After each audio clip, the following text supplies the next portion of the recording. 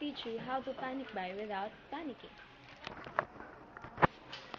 Look at Fatty. So calm. Yan o, kunin mo yan. Yan o, magkano yan? 300. Ba't wala yung wires? Humabi ka daw ng wire. Hindi yung sinabi. Ito po yung mga binili namin. Kasi naka-electric stove kami. And since wala namang kuryente, no point in buying food that can be cooked. Ito, 170. Check it out! Ba't ba walang cord? Ilang taon na kami nakatira dito. Ngayon lang kami bibili ng extension. Eh, ba't ba walang ano? Okay, boring stuff.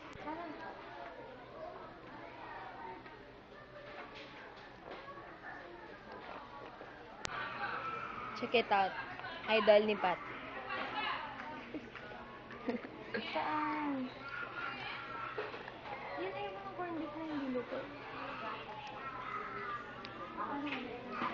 Important bumili nito kung may aso kayo.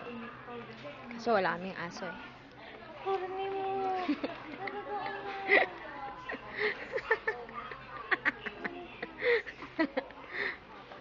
Hindi mo alam mas nag-enjoy ako na naaasal ka. Fully stocked pa naman ang room.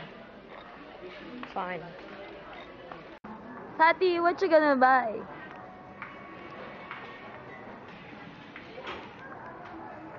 tayo ng ganito.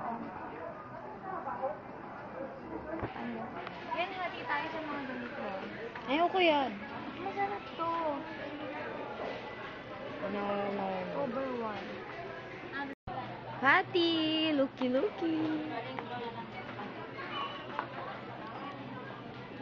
Tantanan mo ko yun.